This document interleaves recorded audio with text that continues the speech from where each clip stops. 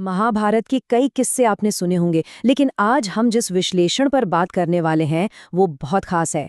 आज हम सीधे भगवान कृष्ण के दिमाग में झांकने की कोशिश करेंगे। हम समझेंगे उस भयानक रणनीतिक और नैतिक धर्म संकट को, जो बर्बरीक की अकल्पनीय शक्ति के कारण खड़ा हो गया था। कृष्ण ने इस महाखतरे को कैसे पहचाना और कैसे उसे निष्प्रभावी किया। आइए बिना देर किए सीधे इस कहानी की गहराई में चलते हैं। अगर हम कौरवों की सेना को नष्ट कर जीत की ओर बढ़ते हैं, तो बर्बरीक अपने 2 बाण घुमाएगा और हमारी जीत को हार में बदल देगा। जरा सोचिए, भगवान कृष्ण के नजरिए से उन्हें पता है कि पांडव धर्म के पक्ष में हैं, उनकी जीत पक्की है। लेकिन तभी एक ऐसा योद्धा सामने आता है जो पूरी जीती हुई बाजी को बस कुछ ही पलों में पलट सकता है। कृष्ण को तुरंत एहसास हो गया था कि ये एक ऐसा खतरा है जो कुरुक्षेत्र के पूरे उद्देश्य को ही मिट्टी में मिला सकता है। और ये खतरा कोई और नहीं बल्कि बर्बरीक था। इसके पास कोई आम हथियार नहीं थे। घोर तपस्या करके उसने देवी कामाख्या और भगवान शिव से 3 ऐसे चमत्कारिक और दिव्य बाण हासिल किए थे जो सच में प्रलय ला सकते थे। कृष्ण जैसी रणनीतिक सोच वाले व्यक्ति को ये समझने में देर नहीं लगी कि ये 3 बाण महाभारत के युद्ध को महीनों या हफ्तों में नहीं बल्कि महज कुछ क्षणों में खत्म कर सकते हैं। कृष्ण ने इन बाणों की जिस खौफनाक कार्यप्रणाली का विश्लेषण किया था, वो 3 चरणों में काम करती थी। पहला बाण जो सिर्फ अपने लक्ष्यों को चुनकर उन पे निशान लगाता है। दूसरा बाण जो उन सभी निशान लगे हुए लक्ष्यों को एक ही झटके में भस्म कर देता है। और तीसरा बाण, ये तो साक्षात प्रलय के समान है, जो पूरी सृष्टि का विनाश कर सकता है। कृष्ण ठहरे कूटनीति के मास्टर, वो इस अचूक मारक क्षमता का पूरा गणित एक ही नज़र में समझ गए थे। अब इस अकल्पनीय शक्ति को परखने के लिए कृष्ण ने एक छोटा सा परीक्षण किया। उन्होंने बर्बरीक से कहा कि वो सामने खड़े एक पेड़ के सभी पत्तों को अपने बाण से बींध कर दिखाए। बर्बरीक का जवाब क्या था? इस वृक्ष के सारे पत्ते मेरे लक्ष्य पर हैं गुरुदेव। और सच में पलक झपकते ही पेड़ का कोना कोना, हर एक पत्ता चिन्हित हो गया। कृष्ण के लिए ये कोई मामूली जादू नहीं था। ये इस बात का पक्का सबूत था कि बर्बरीक की गति और अचूकता को हराना असंभव है। भाग 6, प्रतिज्ञा का घातक विरोधाभास। बाणों की शक्ति तो खैर एक समस्या थी ही, लेकिन कृष्ण की पैनी बुद्धि ने उस असली खतरे को भांप लिया था जो बर्बरीक की एक कसम में छिपा हुआ था। और वो कसम क्या थी?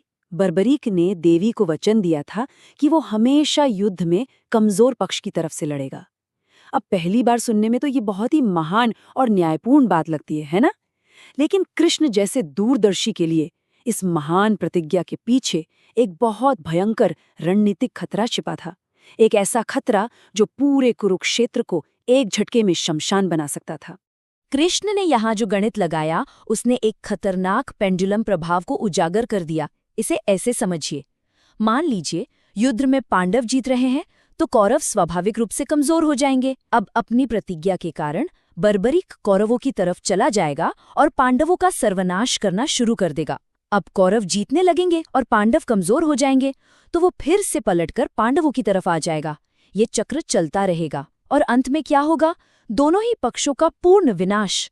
कोई भी पक्ष हावी हो, बर्बरीक के बाण हारने वाले को बचाकर जीतने वाले को ही मिटा देंगे। भगवान कृष्ण के नजरिए से सोचें तो इसका सीधा सा मतलब ये था कि धर्म की स्थापना के लिए लड़ रहे पांडवों को अगर बर्बरीक की मदद चाहिए भी, तो उन्हें पहले खुद को हार की कगार पर ले जाना होगा। मतलब उन्हें अपने ही भाइयों और सेना का भारी विनाश सहना होगा, सिर्फ इसलिए ताकि वो युद्ध भूमि में कमजोर पक्ष साबित हो सके। कृष्ण के लिए ये धर्म की रक्षा बिल्कुल नहीं थी, बल्कि धर्म के अस्तित्व पर एक बहुत बड़ा रणनीतिक प्रहार था। इसलिए इन सब का आकलन करने के बाद कृष्ण एक बेहद कठोर लेकिन जरूरी निष्कर्ष पर पहुंचते हैं। वो समझ गए थे कि धर्म को बचाने के लिए अब केवल एक ही विकल्प बचा है, बर्बरीक को इस युद्ध से पूरी तरह बाहर करना। सिर्फ उसकी वहां मौजूदगी ही युद्ध की पूरी दिशा और उद्देश्य को भटकाने के लिए काफी थी। भाग 11, भयानक गणना और बलिदान की मांग। तो अब सवाल ये था कि कृष्ण ऐसा करे कैसे? वो धर्म के खिलाफ तो कोई काम कर नहीं सकते। यहीं से शुरू होती है कृष्ण की वो बेजोड़ कूटनीति, जहां बिना धर्म का उल्लंघन किए इस अजेय योद्धा को निष्प्रभावी किया जाना था। युद्ध शुरू होने के ठीक एक रात पहले कृष्ण एक दैवीय विधान का जिक्र करते हैं। दिन था शुक्ल फाल्गुन द्वादशी का। कृष्ण बताते हैं कि महाभारत के इस महायुद्ध से पहले देवी चंडी को एक महाबलिदान की आवश्यकता है। और ध्यान रहे, ये कोई साधारण बलिदान नहीं हो सकता था। देवी को किसी ऐसे योद्धा की बलि चाहिए थी जो अतुलनीय रूप से बलशाली और सर्वश्रेष्ठ हो। असल में ये कृष्ण की एक बहुत ही सोची समझी और सटीक चाल थी। और जब बात आई इस धरती के सर्वश्रेष्ठ योद्धाओं की, तो कृष्ण ने स्पष्ट कर दिया कि पूरी दुनिया में सिर्फ 3 ही ऐसे वीर हैं जिनकी बलि देवी स्वीकार कर सकती हैं। वो 3 कौन थे? स्वयं भगवान कृष्ण, अर्जुन और बर्बरीक। देखा आपने, कृष्ण ने कितनी चतुराई से बर्बरीक को सूची में ला खड़ा किया, जहां से उसे बड़ी आसानी से युद्ध भूमि से बाहर निकाला जा सकता था। कृष्ण की ये बात सुनते ही अर्जुन तुरंत अपनी बलि देने के लिए आगे आ जाते हैं, लेकिन कृष्ण उन्हें साफ मना कर देते हैं। यहाँ एक बहुत ही महत्वपूर्ण सवाल खड़ा होता है। अगर पांडवों में से ही कोई एक कम हो गया, तो क्या ये युद्ध धर्मयुद्ध रह जाएगा?